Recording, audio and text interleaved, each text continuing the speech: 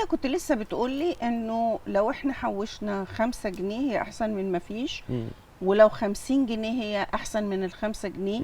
فالناس ما تستقلش المبالغ الصغيره.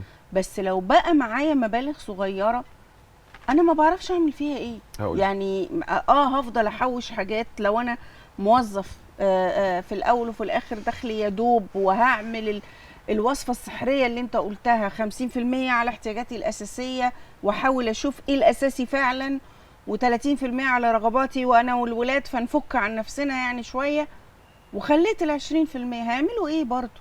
هقولك. قولي. عارفه اول حاجه بكتسبها اول ما بحوش ال5 جنيه دي ايه؟ ان انا بكتسب سلوك التحويش نفسه. اوكي. الناس ما عندهاش سلوك التحويش. الاطفال اللي طالعه والجيل الجديد اللي طالع ما يعرفش السلوك ده يعني ان انا عاده ان يبقى معايا مبلغ، ان انا بقتطع من رغباتي. قصدي تقيله جدا على النفس البشريه.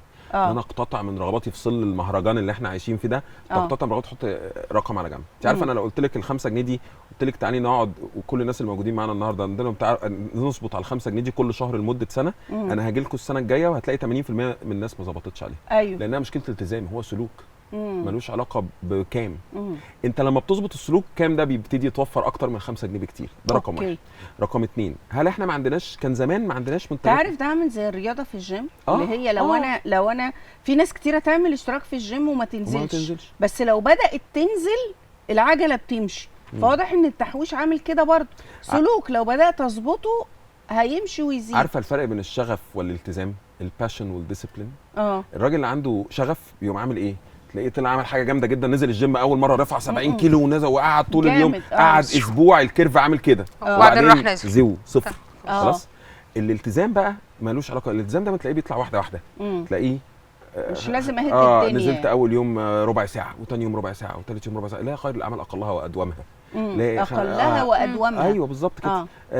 حطيت 5 جنيه على 5 جنيه على 5 جنيه على 5 جنيه، عمال الكيرف يطلع واحده واحده. ده شخص ملتزم. اوكي. وهتلاقيه في حته قام واقع سنه بس قام مكمل تاني معدل. تمام. فده اول فايده. اعمل ايه بقى؟ اول فايده اتعلمتها، اتعودنا ان احنا نحوش. سلوك. تمام. تاني حاجه بنبتدي نعملها ان انا ابتدي ادور على المنتجات الماليه اللي اصبحت متوفره دلوقتي، اقدر احوش فيها بارقام صغيره. يعني ايه منتجات ماليه؟ منتجات ماليه يعني حاجه اقدر، وعاء ادخاري او وعاء استثماري اقدر احط فيه فلوس، يكون متراقب عليه سواء من جهه البنك المركزي او من جهه هيئه الرقابه الماليه، اللي هم الجهتين المسؤولين عن الرقابه على الكلام ده. سمي لي حاجات مضمونه. اسمي لك حاجات. عندنا مثلا في منتج ظريف جدا. حضرتك لما بتيجي تشتري ذهب النهارده اقل رقم ينفع تشتري بيه كام؟ يعني جرام الذهب تقريبا 3000 جنيه. 3000 جنيه. طيب احنا عندنا منتج مثلا موجود حاليا في مصر اسمه منجم. هو ابلكيشن منجم ده حضرتك تقدري تشتري عليه ذهب جزئي. يعني ايه؟ تقدري تشتري 1/10 من جرام من الذهب، فتشتري ذهب ب 300 جنيه. ياه. فتحوشي فلوسك في ذهب. وده تحت رقابه البنك المركزي. تحت رقابه البنك المركزي وهيئه الرقابه الماليه. وعندهم فضه. اوكي. تمام. اوكي. حضرتك عندك النهارده برضو ابلكيشنز كتيره جدا وحاجات بتاعه البنوك تقدري تحوشي فيها، تاخدي عائد يومي والحد الادنى بتاعها اي حاجه. يعني مثلا في عندنا صناديق استثمار.